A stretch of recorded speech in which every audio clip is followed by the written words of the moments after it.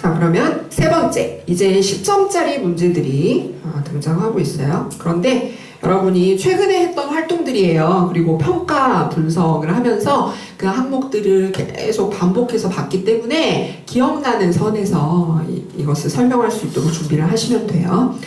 자, 그래서 세 번째 내용은 수업 시연을 할 때 어떠한 부분을 유의해야 하는가 하는 것이 이제 중요한데요. 이것은요, 수업 시연을 할 때 사실 매체를 개발하는 체제적인 접근과 관련되는 모형을 우리가 교재에서 살펴봤었어요. 그게 뭐냐면 여러분 교재 112쪽에 나오는 어슈어 모형이라는 것이었는데요. 우리가 한 학기 동안 살펴보았던 에디 모형과 그 내용과 흐름이 거의 비슷해요. 그래서 어슈어 모형이라는 것은 첫 번째 A는 학습자 특성, 요구에 대한 분석을 하자. 똑같아요. 그죠? 그리고 S라는 것은 스테이트, 진술하는 거예요. 그래서 학습 목표를 진술한다라는 것을 예전에 살펴봤었어요. 그 다음에 두 번째 또 S가 나오는데요. 그것이 바로 지금 나오는 매체와 자료의 매체를 선정하는 활동이 먼저 이루어져요. select의 앞글자이기 때문에요. 그리고요, sure 할 때 이제 ASSU, 그죠? utilize라는 것이 지금 나오는 매체와 자료의 활용이라는 거예요. 여러분 동그라미 해보세요. 그래서 assure 모형에 뒤에 있는 단계 3개가 지금 여기 설명으로 들어가 있는 거예요. 그래서 매체와 자료를 활용해서 여러분이 수업 시연을 했죠. 그래서 무엇을 고려해야 하는가 하는 설명이 들어가 있는 거예요. 그리고 나서 assure의 이제 R이라는 것은 require 한다 할 때 그 R이거든요. 그래서 내가 잘 준비한 수업을 실행을 할 건데 거기서 우리 유아 학생들이 잘 참여할 수 있도록 그 참여를 요구한다, 유도한다 라는 관점이에요. 그래서 참여 유도에다가 동그라미 해보세요. 그 다음에 마지막은 역시 이제 assure 모형의 E라는 것은 evaluate, 그죠? 그래서 평가하는 활동으로 마무리를 하게 된다라고 볼 수가 있겠어요. 그래서 평가에 동그라미 해보세요. 그래서 이렇게 assure 모형의 뒤에 3단계에 대한 것이 이제 수업 시험과 관련해서 중요하다라는 것이죠. 그래서 첫 번째 나오는 것이 뭐예요? 매체와 자료를 수업에 활용하는 측면에서 무엇을 고려해야 할 것인가 하는 부분이 나오고 있어요. 처음 여러분들이 수업 시연을 준비할 때 이 강의실에서 수업 시연을 할 건데 수업을 할 때 관련되는 환경이 잘 마련이 되어 있는가, 쾌적한가, 조용한가 이런 것들을 점검했을 거예요. 그리고 내가 활용하려고 하는 매체를 잘 준비해서 편하게 쓸 수 있게끔 하는 과정으로 시작을 했을 거예요. 자, 그 다음에 이제 실제 수업의 시연을 하면서 교수 학습 활동을 시작하면서 맨 먼저 했던 것은 오늘 수업의 주제에 대해서 이제 알아보고 설명을 해주는 학습 목표의 제시라는 것이 또 중요성을 가졌다라는 것이죠. 그리고 동기 유발과 흥미를 불러일으키는 접근으로서 매체를 제일 먼저 활용했던 조들이 많이 있었어요. 그죠? 그래서 오늘 이제 알아보려고 하는 그 수업 내용과 관련되는 주요 매체들을 소개해주는 시간이 또 앞부분에 이루어졌다라고 하는 것이고요. 자, 수업을 진행하면서 이제 참여를 유도하기 위해서는요, 여러분이 교사 역할을 했던 사람과 그리고 유아 역할을 했던 사람들 간의 아이 컨택이라는 것이 또 중요했다라는 측면에서 여러분이 대부분 잘하고 있었어요. 그래서 시선을 계속 마주치면서 잘 따라오고 있는가라는 점검이 자연스럽게 이루어질 수 있도록 해야 되겠죠? 잘 하는데요. 가끔 이제 발표할 때 너무 긴장을 했다거나 하는 경우에는요, 이렇게 뚫어지게 쳐다보고 있다거나 한 명만 그렇게 하면 그 유아가요, 약간 위축될 수 있어요. 그죠? 그래서 한 2, 3초 정도 이렇게 의미 있게 딱 꽂아주는 그 시선의 응시라는 것이 훨씬 더 중요하다라는 것이죠. 가끔 이렇게 여러분들도 교수님이 나만 계속 쳐다보는 것 같아. 내가 뭐 잘못했나? 막 이런 생각을 할 때가 있을 거예요. 그래서 시선 접촉이라거나 질문을 던지는 그런 상호작용을 통해서 참여를 유도하도록 한다라는 것을 굉장히 대부분의 조가 잘 했어요. 자, 그래서 이제 본격적으로 참여를 유도하기 위해서는 여러분이 학습 활동으로 계획해서 실제 시연을 했던 것 중에는 학습 내용과 관련되는 놀이를 한다거나, 그죠? 이 놀이는요, 자연스럽게 수업에서 학습 활동으로 적용이 되면 좋아요. 왜냐면 우리가 지금 시대적으로 힘들게 살고 있는 세상이 아니잖아요. 그래서 누구나 재미있는 시간을 원해요. 예전에 우리가 아주 힘들고 막 먹을 것도 없고 이랬던 시기에는요, 내가 지금 너무 힘든 공부지만 참고 노력을 해야 나에게 좋은 결과가 있을 거야 라고 생각하는 측면도 있었어요. 근데 요새는 거의 다 풍족하게 살고 있기 때문에 더 재밌는 거, 신선한 거 없어? 이런 요구들을 가지고 있단 말이죠. 그래서 게임을 활용한다거나 좀 재미있는 활동을 여러분이 창의적으로 생각을 해서 적용을 할 필요가 있겠다라는 것이고, 그리고 유아들이 어떤 절차를 익혀야 하는 과정이 중요하다면 시연을 통해서 관찰해 볼 수 있는 기회를 준다. 그래서 직접적으로 연습해 볼 수 있는 과제, 그죠? 실제와 비슷한 세팅을 해놓고 거기서 잘 할 수 있는가 하는 기회를 부여해 주고, 그리고 질문이나 퀴즈를 내는 이런 형식적인 방법을 여러분이 잘 활용을 했어요. 그런데 여러분도 모르게 비형식적인 방법을 통해서 유아의 참여를 또 유도하고 있는 모습을 볼 수가 있었어요. 그 비형식적인 방법이라고 하는 것은요, 계속 눈길을 주는 거예요. 그쵸?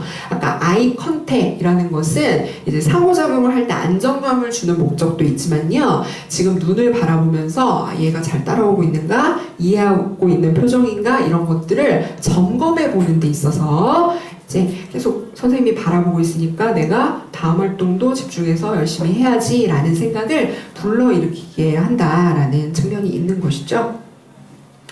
그래서 가끔 말썽을 부리다가 선생님이 자기를 쳐다보는 것 같으니까 눈동자가 동공지진이라고 하면서 막 흔들리는 그런 까불까불한 남자아이들, 막 이런 아이들을 볼 수가 있겠는데요. 그렇게 바라보는 것만으로도 참여를 유도하는 효과가 있다는 거죠. 그래서 막 뭐라고 혼내고 하면서 행동의 변화를 기대하는 것보다는요, 까불고 있는 애를 계속 몇 초 응시하는 거예요. 그러면 그게 더 무서울 수 있어요, 사실. 얼굴 표정이나 주의 집중도나 이런 것들을 점검함으로써 유아가 얼마나 잘 참여하고 이해하고 있는가 하는 것을 점검할 수 있다라고 하는 부분이고요. 자, 이제 마지막으로 세 번째, 평가와 관련되는 부분은요, 우리가 형성평가, 아까 퀴즈에 나왔었죠? 근데 그거 말고 또 총괄평가라는 것을 생각해 볼 수가 있겠는데요. 여러분, 형성평가, 총괄평가에 동그라미를 하고 두 개가 어떤 차이가 있는가 하는 것을 기억해 두세요. 먼저 형성평가는 수업 시연을 할 때 차시 수업의 마무리 활동으로서의 의미가 있었어요. 어떤 의미가 있었죠? 초반에 제시했던 이것을 확인하는 목적으로 형성평가가 이루어지는 거예요. 이것은 뭐예요? 여러분이 수업의 초반에 학습 목표를 설명했잖아요. 그죠? 그 학습 목표에 유아들이 도달했는가라는 것을 확인하기 위해서, 그죠? 2닦기라는 주제로 여러 가지 연습의 기회를 줬지만, 제일 마지막에 형성평가를 통해 실제적으로 화장실에 가서 이를 잘 닦을 수 있느냐라고 하는 것을 해보도록 한다. 라고 한다면, 오늘 학습 목표에 정말 도달했는가를 평가해 보겠다는 의도가 있는 것이죠. 자, 그래서 학습 성취도를 평가하는 거예요. 성취도는 얼마나 잘했는가 확인하는 거죠. 그래서 여러분이 기말고사에서 성적을 확인했을 때, 한 학기 동안 정말 열심히 참여했고 이런 좋은 결과가 있었구나 라는 성취도를 확인하기 위한 이제 목적으로 형성평가가 이루어지는 거예요. 그래서 잘한 유아에게는 이제 칭찬을 해주고, 개선할 부분이 있다면 또 피드백을 해주는 과정을 통해서 그 목표에 수업에 참여한 유아들이 모두 대부분 도달할 수 있게끔 한다라는 측면이 있어요. 자, 그 다음 총괄평가라는 것은 어떤 목적을 위해서 이루어지는 걸까요? 총괄평가라는 것은 어떤 의사결정을 내리기 위한 목적으로 사용이 돼요. 예를 들면 한 학기 동안의 수업을, 프로그램을 평가해보니까, 그죠? 좀 전에 우리가 살펴보았던 형성평가의 결과, 즉 여러분의 성적을 확인해 보니까 와, 성적이 굉장히 우수하다, 이 수업에서 열심히 했나 보다 라는 것을 1차적으로 확인할 수가 있고요. 그리고 수업과 관련되는 만족도 조사를 한다. 그러면 학생들이 대부분 만족도 수준이 어떻게 나왔다라고 하는 것을 또 점검을 해보는 거예요. 그리고 수업에서 이루어진 방법적인 측면이 효율적이고 경제적이었는가 하는 것들을 점검해보는 것이죠. 그래서 전체적으로 그 교수 방법이 적합했는가 이런 것들을 총괄적으로 알아보는 시도를 통해서 이 수업, 이 프로그램을 다음에도 계속 유지를 할 것이냐, 아니면 뭔가 축소를 해야 되나? 결과가 좋지 않으면요. 그렇죠? 정말 결과가 좋지 않으면요, 폐강이 돼요. 폐강.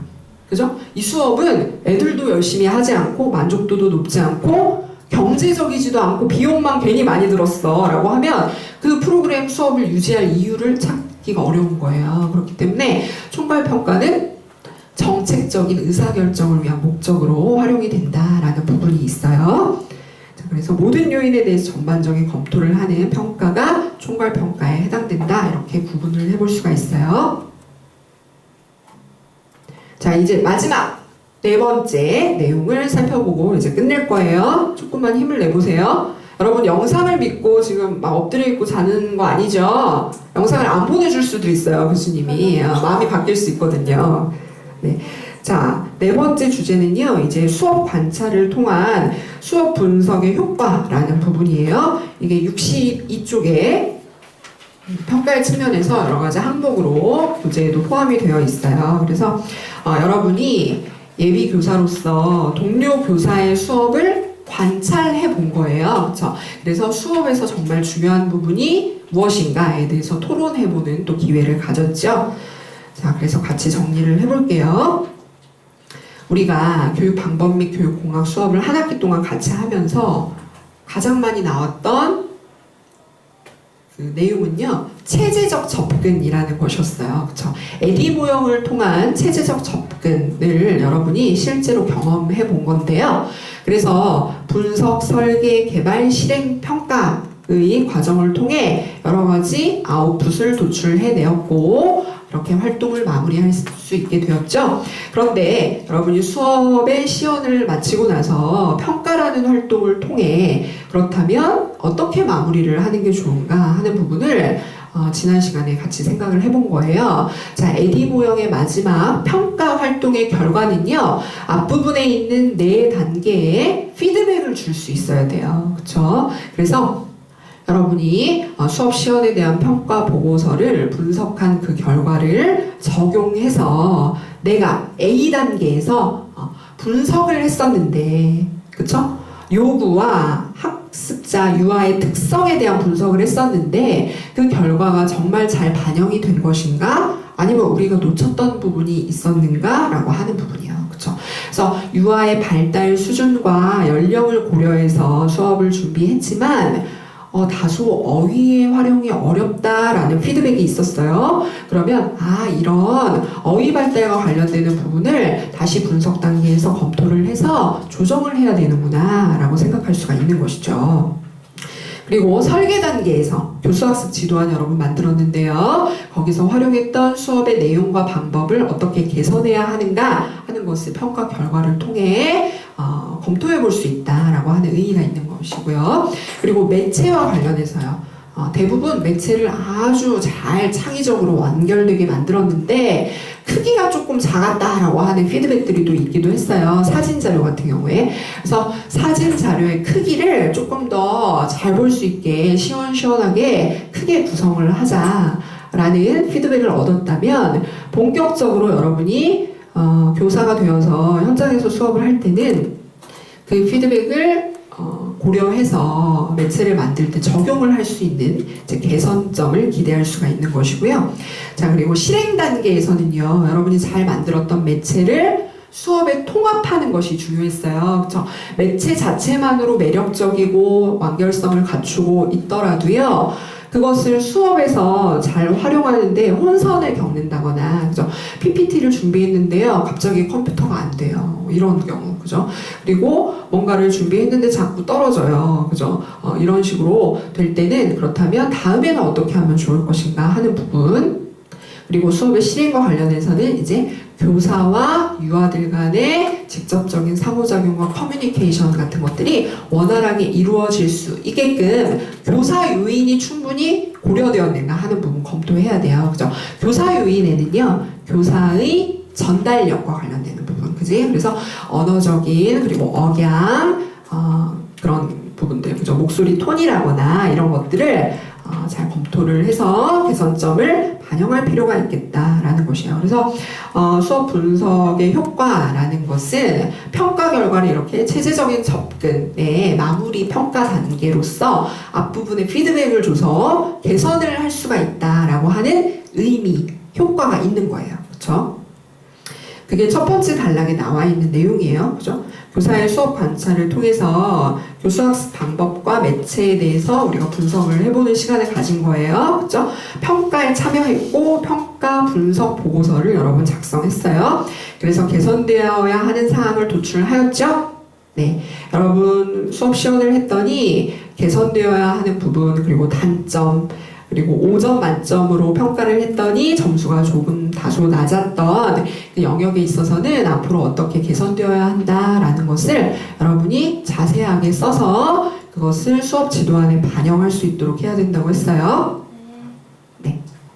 그래서 이렇게 개선점을 반영하면 무엇을 기대할 수 있게 되는 건가요? 이 주제와 관련되는 다음에 수업을 한다면 정말 완벽한 수업을 할 수 있겠구나 라고 하는 것이죠. 그리고 수업은 이런 식으로 전개가 되는 것이어서 다른 주제로 할 때도 이런 부분을 반영하면 훨씬 더 유아들의 만족도를 높이고 효과를 기대할 수 있겠구나 라고 하는 측면이 있는 것이에요. 그래서 첫 번째 내용은 이제 요구 분석, 그죠? 분석 단계. 어널러시스라고 하는, 애널라이즈라고 하는 레디 모형의 첫 번째 단계의 피드백을 어떻게 줄 수 있는가 하는 부분이 나오고 있죠. 그래서 요구와 특성 반영을 검토해야 한다라는 것이고요. 수업 관련 요구로서 여러분이 알아보았던 것은요, 누리 과정에 대한 현존 자료 분석 같은 것들을 했었어요. 그래서 교육 과정, 자료, 주제 이런 것들을 분석했는지, 그리고 현장의 요구, 전문가에 대해서 인터뷰를 한다거나 이런 활동을 거쳐서 요구가 반영될 수 있도록 준비를 했지만 수업을 해보니까 그 요구가 제대로 반영되었는가, 미진한 부분이 있는가 이런 것을 확인해 보아야 되고, 특히 여러 명의 유아들이 참여하는 수업에서 특별한 요구를 가지고 있는 개별 학습을 지원하고 그 개별 요구에 대한 만족을 높일 수 있는 수업 또한 이루어질 수 있도록 내가 고려하였는가 하는 부분도 검토할 필요가 있겠다라는 거예요. 그리고 유아 특성에 대해서 분석을 해서 수업 설계를 진행했지만 해보고 나니까 또 부족한 부분이 있는가? 발달 수준, 그리고 연령 흥미, 그리고 유아의 독립성, 그죠? 어느 정도 자율적으로 할 수 있는 여지를 허용하였는가와 관련되는 부분을 검토할 필요가 있겠죠? 자, 그 다음 두 번째는 무슨 단계를 검토해야 될까요? 분석 다음에 설계, 그지? 수업 설계의 단계에 피드백을 줘서 검토를 해야 되겠죠. 그래서 교수학습 방법과 전략을 검토해서 이제 개선할 수 있도록 하자라고 하는 부분이고요. 자, 교수 방법. 여러분이 교사 역할을 하는 사람이 수업을 이끌어가는 역할을 했는데요. 그 이끌어가는 과정에서 활용했던 구체적인 교수 방법이라는 게 있었어요. 개념 설명을 한다거나 시연을 보인다거나, 그죠? 여러 활동에 대해서 안내하는 역할을 한다거나 이런 것들이 다양하게 이루어졌는데 그 방법을 조절해 가면서 했는가, 융통성 있게 하였는가에 대해서 검토를 할 필요가 있고요. 그리고 수업의 활동의 기본적인 규칙, 기준이라는 것이 명확했는가. 초반에는 이렇게 한다고 그랬는데 갑자기 바뀐다거나 이런 경우 여러분 수업을 통해서 경험해 본 적이 있었을 거예요. 그래서 이런 규칙에 따라서 일관성 있게 이루어졌는가 하는 부분이요. 그리고 교수 학습 활동은 여러분 처음에 지도안을 짰을 때 너무 교사에 대한 측면만 자세하게 계획되어 있었어요 라고 얘기했었어요. 그래서 학습자 중심의 활동이 훨씬 더 많아져야 됩니다. 이렇게 피드백을 드렸었는데 그 부분이에요. 교수 학습 활동이 균형을 유지하고 있는가 하는 것이요.